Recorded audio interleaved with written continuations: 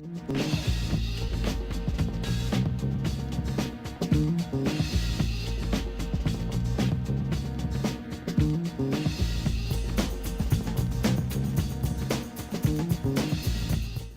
as I get ready to do my introduction, I want to tell the community why we have brought Kevin Powell here.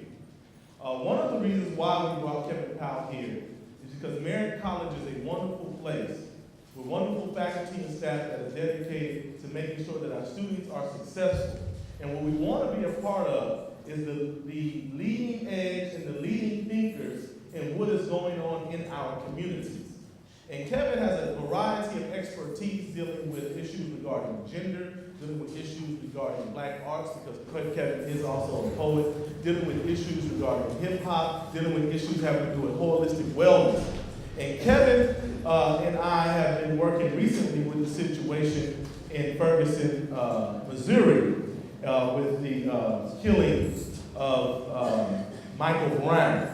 And Kevin has recently been featured on CNN the whole week right before the funeral. Kevin was on CNN almost every single day down there in Ferguson, Missouri, and then capped everything off by speaking and giving a keynote address at a town hall meeting addressing those issues. And so here in Oakland, California, where we have the spirit of protest, where we have the spirit of agitation, where we have the spirit of rebellion, where we have the spirit of bringing communities together for social justice, we have one of the leading thinkers here in that area addressing those issues. And so Kevin Powell is originally from Jersey City, New Jersey, but he calls Brooklyn, New York his home. I don't care how many times he tells me he's going to move to California. I don't think Kevin's going to leave Fort Greene, Brooklyn. Kevin Powell grew up in a single family home. Through his wit, through his determination, and through a little assistance from his family and his ancestors, he attended Rutgers University. Kevin is a journalist by training. Kevin worked for Vibe magazine as one of its senior on the editorial staff in its beginning embryonic stages. If you remember in the early 90s when you would see covers of Vibe magazine that had Tupac Amaru Shakur on the cover, when you would see when there was Snoop Dogg and Death Row on the cover, Kevin did those stories. When Dave Chappelle left his television show, he only read one periodical, an opportunity to interview him after he left the Chappelle show, and that was Esquire. Kevin wrote that piece on Dave Chappelle. Kevin has written for Ebony magazine, he's written for Jet, he's written for periodicals across the board as a journalist. But Kevin is also a public lecturer. That's how I met Kevin almost a decade ago while we were both at a conference called Am I My Brother's Keeper, way before the Barack Obama initiative. He and I connected around this work about supporting Black and Latino males and their success. But Kevin is an activist and an organizer. Kevin is a man who leads with his heart. Kevin is a man who has written 12 books, and he has his memoir coming out soon. Kevin is a man that's committed to social justice. Kevin is so critical and so analytical. And Kevin is so passionate about the success of our communities because he holds himself to those high standards. So without any further ado, I give you my brother, my friend, my colleague, Mr. Kevin Powell.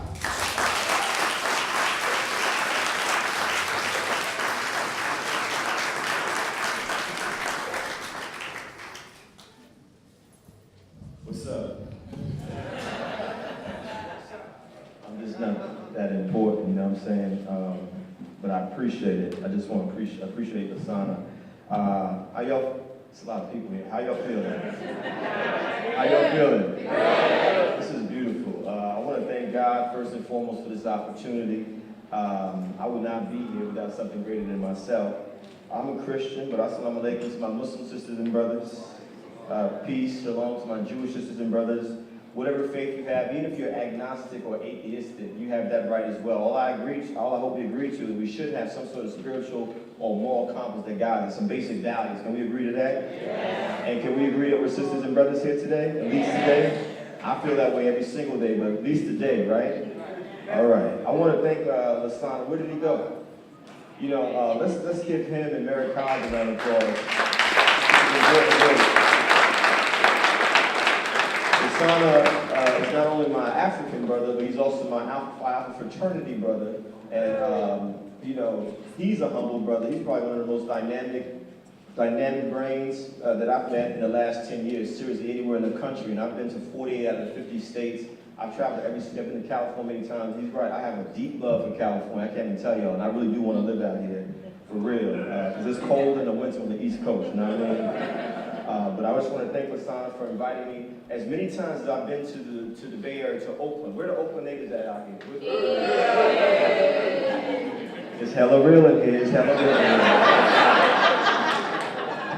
Come on, y'all. You know, if I grew up on hip hop, that means I know E42 short, the whole 9 yards. You know what I'm saying? So, but you know, I'm a student of history, and two people that I studied when I was in college, their names were Huey Newton and Bobby Seale. I discovered the E1. Oh yeah, give that a round of applause. Oh yeah. And all these years I've been coming to Oaktown, I've never been on the campus of Merritt College. Seriously, which is deep, you know, and so I'm so honored to be here because I can't tell you how we used to literally sit there and study how the Black Panther Party was created by young people. The same young people, if they were here today, they would be hip-hop heads, y'all. Yeah, they would be. You know what I mean? And instead of Curtis Mayfield or Sam Cooke or somebody, they'd be listening to Lil Boosie or Lil Wayne. Y'all know what I'm talking about. You know what I mean? But I just want to say that, is Dr. Newman still here? Is Dr. Melvin Newman, is he still here? Well, I met Huey Newton's brother, and y'all may take that for granted that you're at Merritt College, but I need y'all to know that Merritt College is famous all around the country and around the world because of what the Black Panther Party, Huey Newton and Bobby Seale did when they were students here at this school. So out of this 2-year school came all this genius that changed so many lives, and I just need y'all to know how important and valuable this school is and the city of Oakland is to me. Are y'all with me now? Yeah. Oh yeah. So I want to give y'all love from Brooklyn, New York, because we always say Brooklyn is just Oakland East, you know what I'm saying? I want to certainly thank Merritt College, all the folks that are here with Merritt College. Dr. Steele, thank you so much. And everyone else, Corey, everyone that I've met here, and all of y'all here from the community. I want to get right into this. It's a long title. The Toolkit for Educating the Hip-Hop Generation.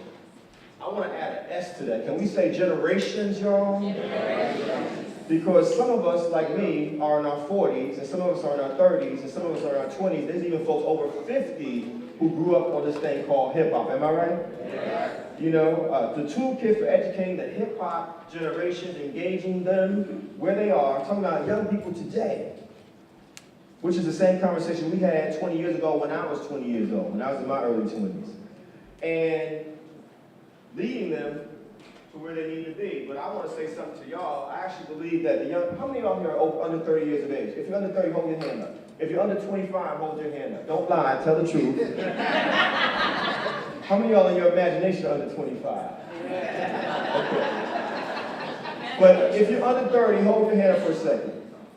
Now, how many of y'all are first generation college students? Keep your hand up. You're the first in your family to go to college. That's what's up. You know, even if you're over 30, even if you're a 40-year-old, 50-year-old student in Merritt College, you're supposed to be here right now. Am I right, y'all? That's right. And so I don't want to say tomorrow's leaders. I don't want to say future leaders. I don't want to say next leaders. Y'all are leaders right now. Y'all are leaders right now. Y'all are leaders right now. And so when you hear anyone come along and say, when you become a leader, no, you're a leader right now. What I want to talk about real quick, if we're going to use the word hip-hop, does anyone even know what hip-hop is? That's the first question. Now, let me say this. A real simple definition of hip-hop is making something out of nothing. Making something out of nothing or winning on your own terms. What do I mean by that? Well, over the last year, I've been to Nigeria and Africa. I've been to Japan. I've been to Brazil. I've been to Ireland, to Wales, to England. Everywhere I go, guess what? I see people who look like they could easily be from the streets of Oakland, Richmond, Sacramento, San Leandro, Hayward, Union. The way they walk, the way they talk, the way they got that swag. Right? Where did they get that from? From the people who created this thing called hip-hop. Now, I agree with Chuck D, one of my heroes from the rap group Public Enemy. Hip-hop now belongs to everybody, no matter what your background. But we know that black people and Latino people created this thing called hip-hop almost 50 years ago. When I say that, people like black and Latino, yeah, black and Latino, because in New York City, where I'm from, a place called the Bronx, BX, there was African Americans and West Indians. They went from the West Indies out there, got family from the West Indies, or Latino, created this thing called hip-hop. And because I'm not one of those narrow-minded New Yorkers, and because I travel, and I pay attention to what people like Lasana from LA, or my brother Davey D, who came from the East Coast and ended up here in Oakland, one of our premier hip-hop voices and historians. We know as this thing was being created in New York back in the day, there was a parallel energy happening right here on the West Coast. Am I right, y'all? Yes. That's the truth. That's the truth. And so hip-hop came from working class people. And if you're going to be a professor or a teacher or anyone that's working with younger people, and the first thing you do is just diss hip-hop, in my opinion, you're dissing yourself. And you don't understand what hip-hop culture is. I'm talking about the culture. Winning on your own terms, making something out of nothing means I'm going to take a microphone and 2 turntables and some magic marker and spray paint, and if I'm a B-boy or a B-girl, some linoleum or cardboard. Are y'all with me out there? That's the basis of hip-hop. And then we're talking about the 5 elements: DJ, MC, graffiti writing, the dance element. Then the 5th element, hip-hop, is why y'all go to Merritt to get knowledge. According to Africa Bambaataa, the Universal Zulu Nation, one of the founding fathers of hip-hop culture. It was created by poor people. Because who got killed on April 4th, 1968, y'all? Martin Luther King Jr. What was he doing at the end of his life? Where was he at, y'all? What city in the South? Memphis, Tennessee. Who was he organizing with, y'all? Unions. What kind of unions specifically? Garbage. Sanitation workers. They were walking around with signs that said, I am a what, gentlemen? Man. Dr. King, at the end of his life, said, we need to have a poor people's campaign, because what does it matter that you can sit anywhere you want on the bus if you ain't got no money to get on the bus? Or on BART. Am I right? What does it matter that you can sit anywhere at a restaurant if you ain't got no money to buy a sandwich? And so Dr. King went from talking about I have a dream and organizing boycotts to saying we need to have a poor people's campaign. And for me, if you're going to work with young people in these times and understand that hip-hop is the dominant youth culture of at least the last 35 years, going back to Rappers Delight coming out in October 1979, then you need to understand that this is a culture that speaks for so many of us. Am I right, y'all? So many of us. And guess what hip-hop is on a real simple level? It's the poor people's campaign that Dr. King was talking about. You don't think so? Well, ask yourself a simple question. How many more of us would be out on the streets, hustling, slinging, doing all kinds of stuff if we didn't have music, if we couldn't DJ, if we couldn't make t-shirts, other kind of fashion, if we couldn't be a basketball player, and where are my athletes out there? Where the ball players out there? Y'all know what I'm talking about. If you look at the energy of basketball players on the court today, you tell me that's not hip-hop. Real talk, from the way we dress, to the way we dunk a basketball, to the way we talk, y'all know what, on the court. Am I right, fellas? That's all hip-hop. Well, it's everywhere. It's everywhere. And so when we talk about engaging young people around hip-hop or the hip-hop generations, you can't do it if you don't know what it is and where it came from. Are y'all with me out there? And a lot of us use this word hip-hop very loosely. There's a difference between hip-hop culture. Can y'all say culture? Culture. And the hip-hop industry. Oh, we're going to make a distinction. There's the culture, and then there's the industry. The culture was about life.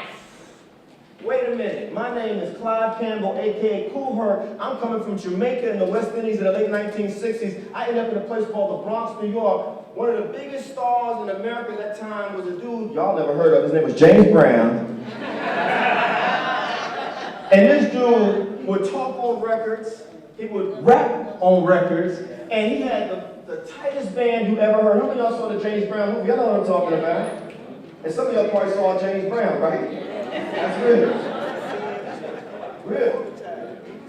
Kool Herc, because brilliant, innovative, because our young people are brilliant. He was in his 20s at the time, said, wait a minute, James Brown does something very interesting on his records.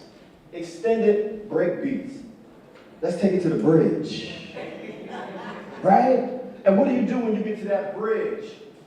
That break, you start dancing. Y'all feel me?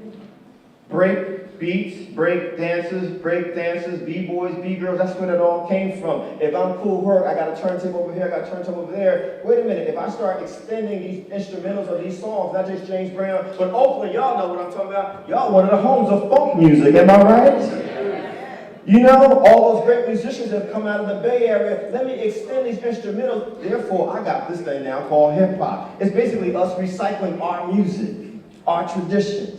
That's where it came from. So to me, if we're going to work with younger people, we need to be able to say, hey, this is where it came from, so I can understand the direct connection from where James Brown was all the way up to Boosie or Lil Wayne, without just dissing the culture altogether, which a lot of us like to do. This culture is so big, it's everywhere. On Sunday, I did a Twitter chat with Anthony Anderson, Tracy Ellis Ross, and the creator, Kenya Barris, of a new show coming on tomorrow night called Black-ish. It's deep. Now, some folks don't like the name of the show, but that's hip-hop. And it's interesting to me, this show's coming on 30 years after. What show came on in 1984? The Cosby Show. The difference between The Cosby Show and Black-ish is Cosby was jazz, and Black-ish is hip-hop. You don't think so? Watch the show tomorrow night and listen to all the music that they're using up on that show, right? But more importantly, this says that everywhere we go, this culture has penetrated every aspect of this society. The problem, which we got to talk about, and this is for the younger heads in the room and the older heads, is that I'm going to come back to it. What's the culture and what's the industry? When I say industry, let's take a walk down history lane for a second, y'all. Are y'all with me out there? Yes. There was something called the minstrel show. Y'all know what I'm talking about? Yes. It was created in the 1800s by some of our demented, racist, hateful white sisters and brothers. Not all, the demented, hateful ones. Blackface, exaggerated lip sizes, and we know our lips are beautiful no matter what size, right? We know our skin color is beautiful no matter what size, right?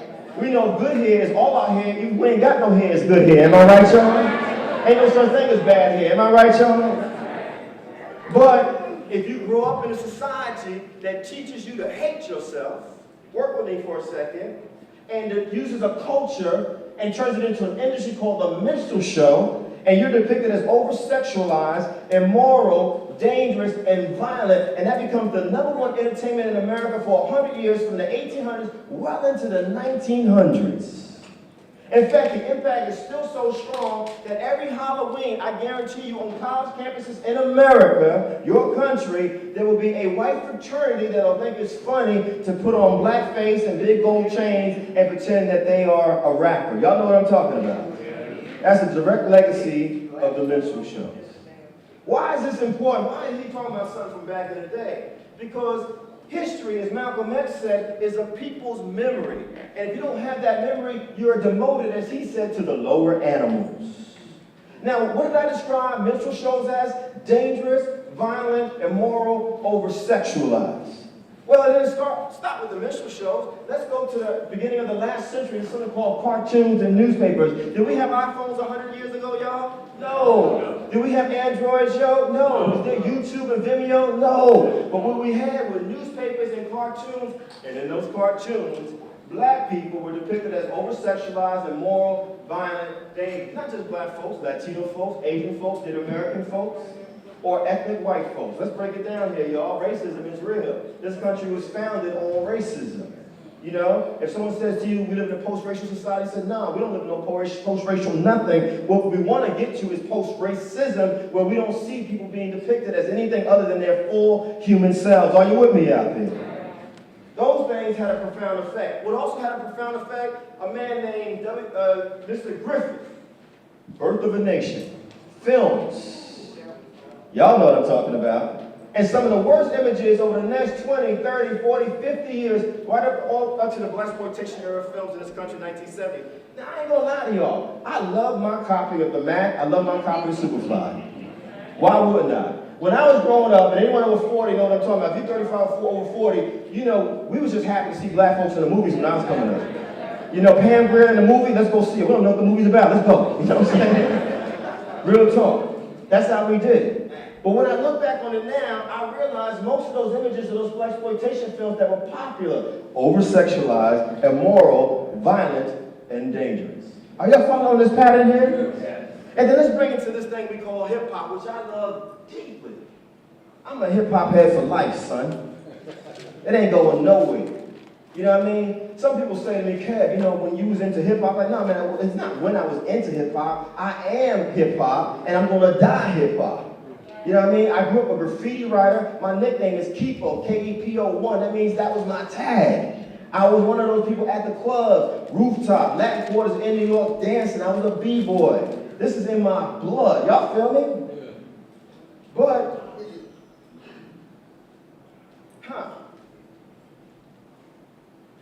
history is a people's memory. Now, some of y'all don't know this because you might have been born in the late 80s, early 1990s. There's a time in hip-hop where we didn't say gangster rap, or positive, or negative. It was just rap music, man. You know what I mean? 25 years ago, a group from California called NWA came out with a song or the album called Straight Outta Compton. And I remember us on the East Coast listening to that, and it was our introduction to y'all out here. And of course, we knew about Too Short, we knew about Ice-T, but you know, if y'all seen the video, y'all know the video, or just go to YouTube, and when you see Ice Cube just burst on the screen, y'all feel what I'm saying? Straight Outta Compton. We was like, this is some other stuff. But it wasn't just, no, and I mean that in a positive way. But if you go to another track on that song called F the Police, and don't get stuck on the title, but you realize to this day, 25 years later, it's the most profound anti-racial profiling, anti-police brutality song ever created in American popular music by a hip-hop group. F the Police. What I'm getting at is that I love NWA and Too Short and E40 and KRS-One and the Tribe Called Quest and De La Soul and Latifah and Light, and sometimes you would see all these folks touring together, coming together, because there was balance and diversity in the music. Are y'all with me out there? Tupac Shakur, the sign is right. I love Tupac. 2 years from now, I got a book coming out about his life based on all the interviews that I did with him when I was at Vibe magazine. We know who Tupac's mama was. She was a Black Panther, Fannie Shakur. You know what I mean? Look at his name, Tupac, Amaru, Shakur. That's power, y'all. Why do we have those names? Because we had the Civil Rights Movement, the Black Power Movement, and the Black Liberation Movement. And part of that liberation is I need to give myself a new name. Right? My name ain't Kevin, my name is Kwesi, born on a Sunday. Right? Or my name is Tupac. Tupac, when he came out, it was right around the same time we started Vibe magazine. Quincy Jones was like, I want to start a magazine, right? And they asked me at Vibe, you know, who do you want to interview? I said, what's this dude, man, named Tupac Shakur, and he's like a cross between Public Enemy and NWA. He's like, he's for the brothers in the streets, the people in the streets, but he also got this background with the Black Panther Party. This dude is dropping knowledge. And they was like, no, we never heard of him. Who else you want to talk about? You know what I'm saying? At the time, little did they know, he'd be the most famous icon in hip-hop history. But what am I getting at? One of the interviews I did with Pac, and Lasana's right, I did at least 3 or 4 interviews with Tupac. He said, man, I wanted Thug Life to be something that was positive. Because y'all know, if you're really a Pac fan, you know what it stood for. The hate you gave little infants, F everybody. That's what it stood for. He was basically saying, what did he say, y'all? I was given this world. I didn't make it. You know what I mean? But something Pac said that stuck with me. He said, man, the record labels told me that this positive stuff ain't gonna sell. Why ain't it gonna sell? It ain't gonna sell because you ain't gonna let it sell anymore. Why? Because wait a minute, Public Enemy became the biggest rap group in the world. Why? Because you had KRS-One doing his thing. You had all these folks dropping all this political stuff. We were actually learning from the music about ourselves, just the way my brothers and sisters from the Caribbean were learning about their history and culture from a man named Bob Marley. The way brothers and sisters in Africa were learning from someone in Nigeria named Fela. You know, the way some of us in the 1960s learned from Nina Simone and Curtis Mayfield and Sam Cooke. Are y'all with me out there? You know, y'all from the Bay Area, the way we learned, got all those messages from Sly and the Family Stone in the music, in the music, in the music. Are y'all with me there? What better way to destroy something that was created about light than to turn it into death? To turn it into death. Why do you do that? You stop pushing out to the radio stations and the video stations the balance, the diversity of the music. You start focusing on one thing. Now, let me just go on a segue for a second. The son is right. I was raised by a single mother with a grade school education on welfare, food stamps, government cheese, and the kind of pie I wouldn't wish on nobody. Y'all know what I'm talking about, some of y'all. That government cheese was good, too, right? You know what I mean? Grilled cheese for breakfast. When I was a pork eater, ham and cheese for lunch. And then on special occasions, you had some macaroni and cheese that never seemed to last forever, right? That government cheese. But the box was mad long. And you looking at the barcode on the box like, what do these numbers mean, Mom? You know what I'm saying? She's like, boy, you just better eat this cheese because it's good.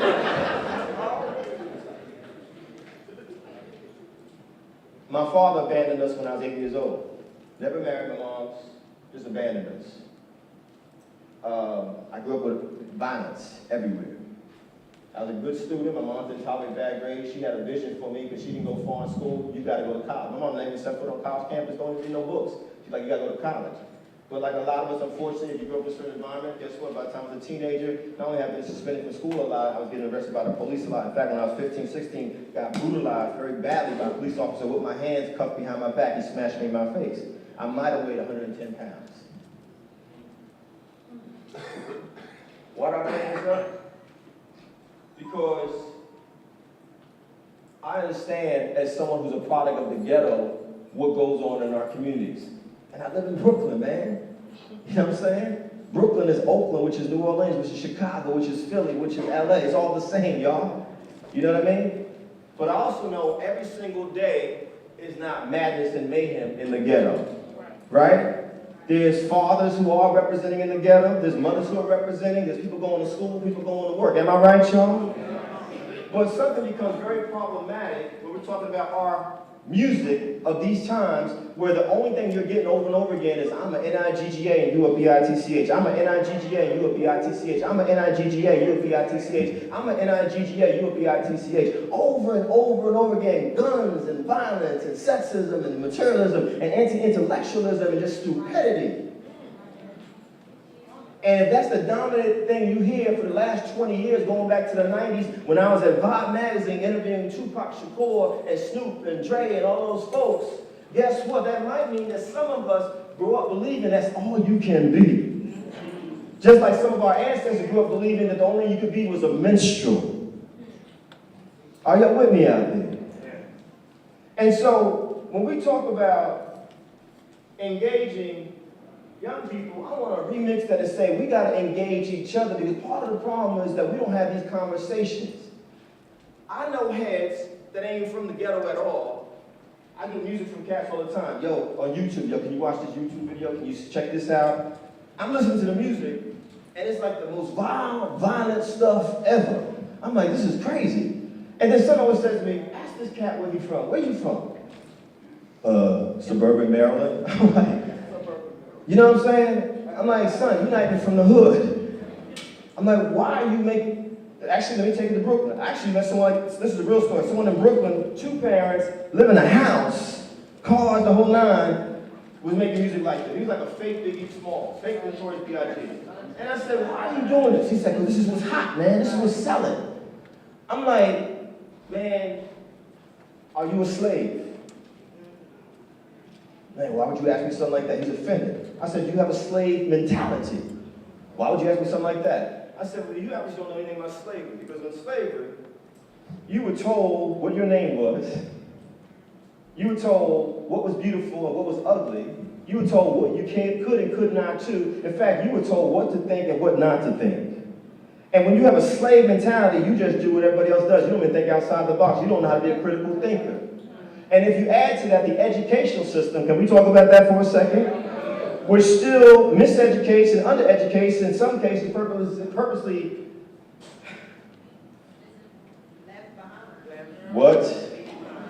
I mean, if you go to a school system, be it public or private schools, because some of us pay to be miseducated, they call it private schools. And they still teaching you lines about Columbus and Washington and all this other stuff, but you don't even see yourself in the history, and the only education that you're getting are the songs on the radio, the same 10 to 12 songs over and over again, and the same videos over and over again, and the same depiction of you in the media and the news over and over again. Y'all feel where I'm going with this? You will really believe that you are nothing more than an NIGGA or a BITCH with no history whatsoever. You'll believe that. You know what I mean? And if I ask y'all, how many of y'all out there from Africa, how many of y'all gonna raise your hand?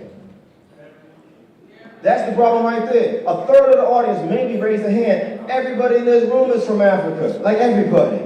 You know, if you don't believe me, a black man, go read the writings of some white folks on HuffingtonPost.com where they talk about all civilization started in Africa. That's the problem right there. And so we don't know our history. If we don't read, we don't study, and we just repeat what we see out there over and over again, we will truly believe that you are nothing more than an NIGGA or a BITCH. Are y'all with me out there? Yeah. And when that happens, guess what happens? Lasana just talked about it. Ferguson, Missouri explodes. And we got three problems, in my humble opinion, with Ferguson, Missouri. One is called white racism. The white folks there, I don't know what the white folks here, but the white folks there don't want to see y'all in power. And let me make it very clear, as I said at the beginning, because some folks will take things and run with it. Everyone in this room is my sister and brother. Everyone in this room is my sister and brother. I love all people. But if we're going to be family, we got to have some real conversations. And racism is alive and well in this country. When I went to St. Louis County, and I started to realize, wait a minute, I've been to Missouri many, many times, but I didn't realize you got all these municipalities in St. Louis County. You got all these black folks there. What, 6% of y'all vote in Ferguson? You got 53 police officers and only 3 are black on the whole police force? I'm not making this up. Look it up for yourself. That says that this racism is so entrenched in this community, in this society, in this country. Oscar Grant, anybody? Amen. That people think they can get away with anything, including shooting a young man down as his head is bending, shoot him in the head, and then leave him on the ground in a pool of blood for 4 hours. 18 years old. He was 2 days away from going to a school just like Merritt College out there in Missouri. But someone said, your life is nothing more than 3/5 of a human being. Your life is not valuable unless you're rapping or playing ball. And then even when that's over, your life is no longer valuable. Now, I know some folks don't want to hear that. We need to tell the truth out here. And so that's the first problem. The second problem in the Fergusons of the world, or Oakland or Brooklyn, because it's all the same, is something called black leadership. What do I mean by black leadership? Educators, academics, elected officials, preachers. Let's call it what it is. The thing that was striking to me when I went out to Ferguson, because I went out there because folks called me to come out there like, Kev, you're an organizer. We need as many organizers to come out here and help. I'm listening to all these so-called black leaders. You know what they kept saying about young people? You know what, if they just pull their pants up. You know what, if they just stop getting so many tattoos. If they just stop with all these hairstyles and then their language and the way they speak is so disrespectful, if they just work harder. I said, man, you are out of your mind. Here, someone sagging their pants or having a hoodie or a suit on even is no reason why they should be shot down in the middle of the street I don't want to say like an animal because I'm a vegan. I don't think animals should be shot down like that. What am I getting at? if you call yourself a black leader or mentor or role model or teacher or educator, and the first thing that comes out of your mouth when you hear young people talking about what's going on in their lives is to condemn them for the way they dress, you are not in love with your own people. In fact, you are a self-hating Negro. That says to me, you have no compassion whatsoever for young people. Because the first thing you're going to do is condemn them. We should be happy that they show up. I've been to churches where the first thing they say to the young brothers, take your hat off. Nah, man, you should be happy they're in the church. Real talk, son. You know what I mean? Take your do-rag off. No, man, keep your do-rag on. Keep your pants the way they are. Keep your gold fronts. Keep your ice. Do whatever you got to do. I'm just happy you're here because I love you and I respect you and I believe in you and I know that y'all are geniuses. You know what I mean?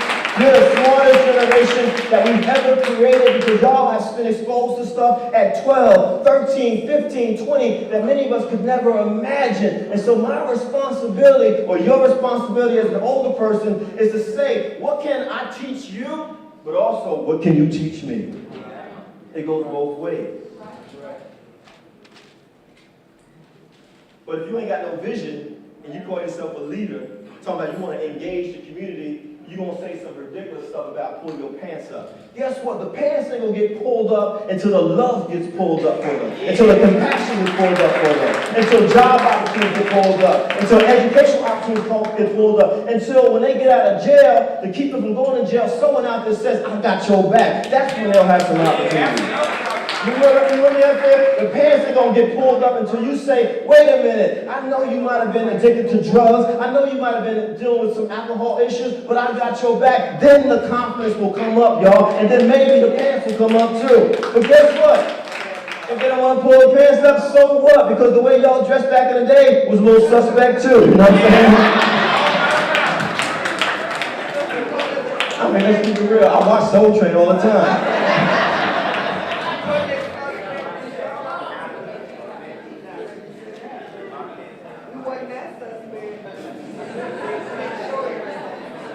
To be fair, let me say this. I do think fellas who sag know the history where sagging pants came from. Prison industrial complex is real. You know what I'm saying? And hold on, let's be respectful. Hold on, let's be respectful. And also understand there's different ways that we can flow. Because if you really are a genius and not an NIGGA, you know that you got to be multilingual in this world if you're going to navigate this stuff. And multilingual means I'm here speaking to y'all a certain kind of way. I might be out on the streets of Brooklyn, New York. What up, son? You know what I mean? You know what I'm saying? You flip it. But you also flip how you dress sometimes. You know what I mean? That's what I'm talking about. That's what I'm talking about. When we talk about leadership, engaging young people, we also got a problem with the fact a lot of folks don't want to talk about the real issues. Because they blame young people for everything. But they don't talk about the educational system. They don't talk about the prison industrial complex. They don't talk about the mass media culture. And they ain't got no critique of the music industry that I was talking about a minute ago. And so, we got to ask ourselves a real simple question. Do we love each other? Or do we hate each other? You can always tell how people feel about their community by how they speak about their community. And I'm not saying, let me say this, y'all. Y'all can write this down. I think we need to practice the 3 C's. Number 1, what's the context of why we do the things that we do? You know what I mean? Just don't say, for example, hey, they using certain language, they pants are sagging, etc. Or where did that come from? What's the context? Number 2, if you really say you got the community, you got to practice, you got to have some compassion for the community. Love. You know what I mean? And then number 3, then you challenge. But a lot of us skip number 1 and 2. We skip context, we skip the compassion, and we go to these black folks, these Latino folks, these folks in Oakland, these folks in Brooklyn, these poor people, they just ain't shh. That's self-hatred, y'all. And I don't know about y'all, after spending the first 18 years of my life hating myself because of the wonderful school system that I went to, I'm not trying to be self-hating. You know what I mean? So the last thing I'm going to do is put down my own community. there's nothing wrong with complaints and criticism as long as you got a plan of action to go with it. Black Panther Party, Huey Newton, Bobby Seale, they saw what was going in the community, they had a plan of action. We romanticized the guns, but let's talk about the free health screenings, the breakfast programs, the newspaper, all the different things they did, which was about solutions and educating people. That's what I'm talking about. But let me say this to the younger heads for a second, because this is important. This is not a game, y'all. This is not a game. This is not a game. This is not a game. I need all the young heads to look up here for a second. This is not a game. All of y'all, this is not a game. There's an urgency out here. You know what I'm saying? When I was in Ferguson, Lasana's right, we had a couple of town hall meetings, and all this energy came out from people. People are upset because they don't know what to do. Some folks do know what to do, but a lot of folks don't know what to do, so it's just emotion. Y'all remember Oscar Grant, how people just, you know, we just did what we did, right? Emotion. Nothing wrong with anger. Nothing wrong with rage. Nothing wrong with emotion if it's proactive. It's got to lead to some action steps and building and organizing stuff. How do we bring people together? Now, I'm going to say this. I'm in Ferguson. I'm standing there right where Michael Ferguson's body was. There's candles and flowers and stuff like that. There's all kinds of little rallies going on and everything. And it was interesting to me. You had folks that was Christians out there that had their thing going on. You had Muslims out there. You had all kinds of political folks out there, black nationalists, Marxists, all that stuff, right? And across the street was a group of brothers playing their own version of NWA's F the Police. It wasn't good, but it was their version. It was alright, you know what I mean? But they kept saying the same thing over and over again. Like, if you listen to F the Police, it's context, there's stuff there. And the problem was they was also using the N-word and the B-word so much that it bothered some of the women there, and even some of the elders, male and female. And so I asked a simple question. Who's the leader over there across the street that's playing the music? They pointed to one brother, had his shades on, he was loped out, baseball cap, had his fitted on the whole nine. So I went over to him with respect, and I said, brother, I just want to have a conversation with you real quick. I'm from New York. He said, man, I'm from Chicago. I said, cool. I said, y'all playing this song, and are you familiar with NWA's version of it? He said, yeah. I said, is there a reason why you got this song on recurring loop? It was like 50 times they played this song. And this is real interesting. This is for the younger students here. I said, man, have you ever listened to Richard Pryor and the way he used the N-word? Nah, not really. I said, have you ever heard of the Last Poets and a song called N.I.G.G.A.'s or Scared of Revolution? Nah, who are they? I said, you say you're a hip-hop head, right? Yeah. I said, man, they one of the founding fathers of hip-hop. There'd be no hip-hop without the Last Poets, right? Yes, sir. You feel what I'm saying? And so I began to realize this brother don't read, he don't study, and he don't travel much. And here he is leading people in a protest, but he's ill-equipped to lead anything. Why am I saying this? I love the energy of the young people of today, the millennials. If you're a teenager and you're 20-something, I love y'all. I'm going to keep saying that. Y'all are leaders. But honestly, you can't be a leader if you don't read, you don't study, you don't travel. You can't be a leader. What do I mean by that? It's problematic to me that I can have a conversation with young brothers, specifically for a second, and we're talking football, basketball, sports, video games, hip-hop, or women, we got mad opinions. But then you start talking about serious stuff going on in the community, heads get quiet. And that's not all of us, but it's too many of us. And because I've traveled all around this country, almost all 50 states, every city you can name, I see this problem everywhere I go. People are not reading and studying. And when you don't read and study, guess what? You will live in a community where 6% of y'all vote, and then you wonder why stuff is crazy in your community. Guess what? You will live in a community where there's hardly anyone representing you in any of the positions of power in that community because your brain has become so numb. It's just like if you don't eat for a week, or a couple weeks, or a month. Imagine you don't eat food for a couple years. What happens to your body? You die, right? Well, if you don't read, you don't study, you don't travel, your brain just becomes mush. And so my challenge is, if you know all the statistics of LeBron James, Kevin Durant, Westbrook, all these players, but you can't tell me about Malcolm X, Huey Newton, Bobby Seale, Frederick Douglass, Du Bois, let's go on with this thing. If you don't know who Harry Tubman is, Sojourner Truth, Ella Baker, Fannie Lou Hamer, are y'all with me out there? And we can't talk about black nationalism, the black art movement, the Harlem Renaissance, black liberation movement, are y'all with me out there? You know, we can't go to Jamaica with Marcus Garvey, we can't go to Guyana with Walter Rodney, are y'all with me? If we can't go to Trinidad and Tobago with C.L.R. James, and we can't go to Ghana and Africa with Kwame Nkrumah, and we don't understand Nina Simone and how important she is, and why did Lauryn Hill sample her on her album, Miseducation of Lauryn Hill, and we don't know why Lauryn Hill got her title from the Miseducation of Lauryn Hill, the Miseducation of the Negro, Carter G. Woodson. But we can talk about Kevin Durant, the Warriors, the Knicks, the Bulls, whoever, but we can't talk about our own history. We got a problem, y'all, because we've been distracted. And then you take it to Twitter and Facebook and Instagram and reality TV shows. Oh boy. So when I be a ball player now, one of my first questions for y'all, who was Paul Robeson? If you don't know who I'm talking about, you need to look him up. I went to Rutgers University in New Jersey. Paul Robeson, R-O-B-E-S-O-N.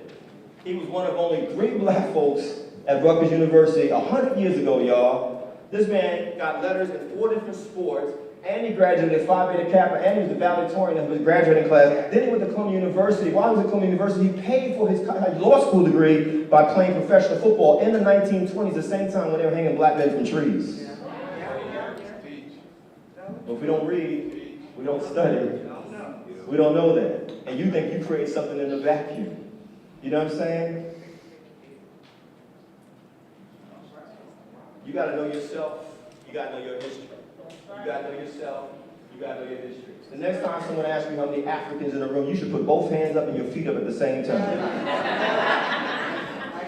Because I guarantee you, if you had Jewish sisters and brothers in this room, Italian sisters and brothers in this room, Irish sisters and brothers in this room, they would put their hands up because, and we understand the context, many of us have been taught to hate ourselves. Oh, we know that. But you now have a responsibility to learn how to love yourself. And no one can do it for you but you. But you. So you got to know your history, you got to know yourself, and y'all got to make a decision. Now, I'm keeping this 100 today. Can we keep it 100 today? Yes. How many of y'all are geniuses out there? Hold your hand up. I am a genius. I am a genius. Well, guess what? If you agree that you're a genius, you gotta make a choice for the rest of your life. Either I'm gonna be a genius or I'm gonna be that which they created, which is called a nigga. You can't be both. I'm serious. Lasana always says to me, some of us lack imagination. Don't justify that word. If you don't know what I'm talking about, there's a book called The N-Word by a writer named Jabbar Yassine. It's about the history of where the word came from. I don't care how much we say we're going to flip it and make it our own thing. Someone created that word and told you that's all you can be. One of the things that kills me when I play basketball back home, pick up basketball, is how we just call each other nigga, nigga, nigga, pass the ball, nigga, over and over again. What's wrong with brother? What's wrong with homie? What's wrong with cousin? Hey, what's wrong with saying genius? Pass me the ball.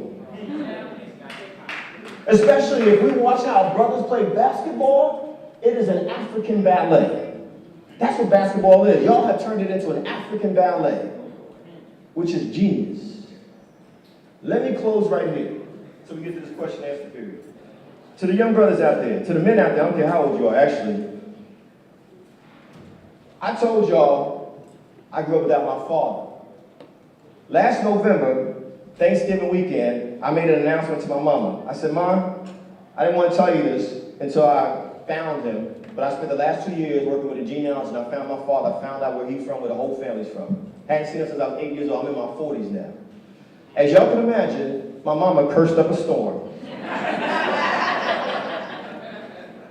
Because, you know, when my mother was growing up, there was no Oprah, there was no Dr. Phil, there was no Iyanla Vanzant. It was just that pain of being disrespected as a woman, as a black woman, as a poor black woman, by someone who claimed to love you and then kicked you to the curb. And you have to raise this child or children by yourself. And I understood, so I had to let the mother get it out of her, but I said, Mom, I need to do this for me. I need to see where the rest of me came from. When I got to the South, I didn't know what to expect, because I was saying to myself, maybe they may reject me all over again. But they actually embraced me. They're like, we've been looking for you. We didn't know where you were at. I found out that my father has children born in the 50s, the 60s, me, the 70s, and the 80s. I found out he has between 6 and 10 children. And because I'm a student of history, I know something about slavery and how black men were used as breeders from one place to another to make babies, and there was no mass therapy session when slavery ended, so a lot of us don't realize that what was put inside of us, mental slavery, became a part of our pattern right up to the present. It's a shame when I meet young men. I was at a black male conference on last Friday in Queens. A young boy, 16 years old, is able to say to me, a man in his 40s, I don't know my daddy either. There's something wrong with that. And so, to the brothers out there, no matter how old you are, a man is responsible and accountable and honest and transparent. If you can't control your penis, then you should not be married.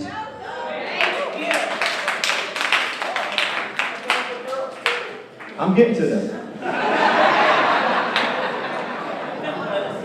But part of the problem, hold on, homeboy, over here. Part of the problem is anytime I say anything about men, the first thing we do is say, well, what about the women? I'm talking to us for a second. Because part of being a man too, is also being able to take constructive criticism. You know what I mean? A man is peaceful, non-violent, and a man knows how to express love in all forms. A man understands that you never, ever put your hands on a woman or a girl in any form or fashion. I'm talking about domestic violence, sexual assault, all of it across the board. All of it. If you're a man. He did it. Why am I saying this? Because we got a lot of problems in our communities. And part of the challenge for us is that we got to rethink how we think about manhood. You know what I'm saying? Einstein said insanity is saying and doing the same stuff over and over again, expecting a different result. Brothers, we got to step up. It's problematic where very few of us actually show up and do the work in our community, but if you want to get stuff done, women show up. The women show up. The dudes take the credit, we talk, but the women show up and do the work. To the ladies out there, and the men, because a lot of us will say, well, what about when women hit men? Guess what? There's an organization on the other side of me called Futures Without Violence. Look it up, Futures Without Violence. 90% of the domestic violence cases in this country are women being assaulted by men, not the other way around. And so that's a lame argument, but on top of that, let me say this though, none of us should want to be in any kind of relationship that's abusive, am I right? Because I've been in insane, how many of y'all been in insane relationships? Oh, he did. Both hands and the feet, right? Ladies, y'all are the equals of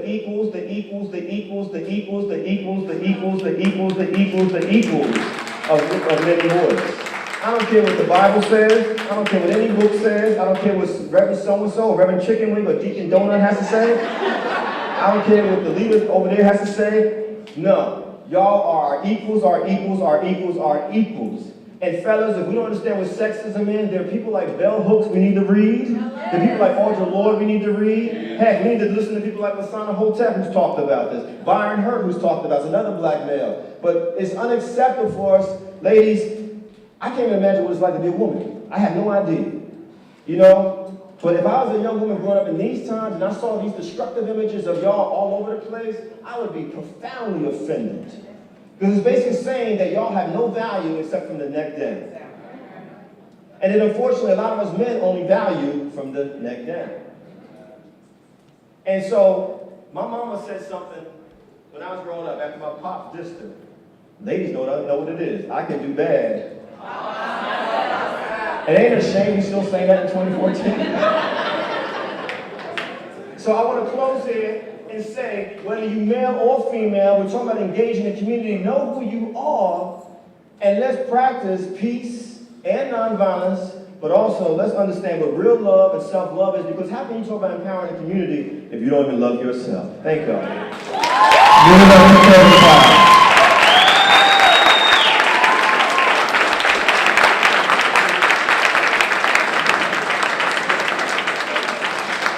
So this is what we're going to do.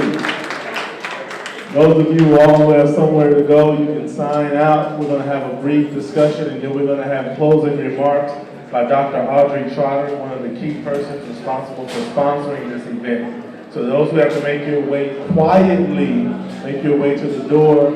If you have a question, please raise your hand. Anybody have a question? Here you go. Thank y'all for coming. Thank y'all for coming. When you're speaking to different colleges. Excuse me. Everyone, can y'all just leave quietly so we can have to hear the questions? Yes, ma'am. When you're speaking to different colleges and diversities and different genres and stuff, how do you prepare yourself? What type of advice do you have for students who are trying to get into public speaking and making people more aware of what's going on? All right. Are you a student here? Are you in an organization here? Join an organization? I mean, that, a lot of what I learned how to do was when I was in college, was being a part of an organization. I didn't even have the confidence to speak in public until I got to college. I didn't think I could. You know, I wouldn't even make eye contact with people when I was growing. My self-esteem was so low, you know, I didn't think I could do anything like this, to be honest with you. But it was because of organizations being involved and realizing my voice matters, your voice matters, our voices matter. That led me to speaking. And then it's just practice. Anything you do. My basketball players know what I'm talking about. Allen Iverson has a famous press interview where confidently said, practice. Well, guess what? If you want to be good at anything, you do have to practice. You know, so that's what I would say. Join an organization and get involved and start speaking immediately. Yes, ma'am. Okay, we're going to give the crowd a little bit of time. Is that where the free food is over there? No, we're not. Yeah, it's in the back. Okay. But it seems like it's dying down, so I'm going to take a couple more questions. It's going to be my friend here, and my friend in the back. Do you feel that the lack of your father being around when you were young to a young adult had an influence on the choices you've made? Yeah, you know, I had the typical story, unfortunately. On the one hand, my mother used to say to me, don't be like your father. And then she would say, you just like your father. And so, you can imagine the psychological effects of that. And so, anyone out there, ladies, if you're raising a boy or boy children, be very mindful of saying and comparing your son or sons to the father. That's very dangerous. And that's not to blame black women, because I also want to flip it and say, it bothers me when I hear people say that black women can't raise boys into manhood. My mother did it. I'm standing here, you know what I mean? Now, was it easy? No, you know, but she definitely did it. And now that I know who my father is holistically, 50s, 60s, 70s, 80s babies, I'm like, nah, I was good with him not there. I'm real good. Because it's not enough to say you need a father in the household. You need a father who's responsible and accountable and emotionally available. You feel me?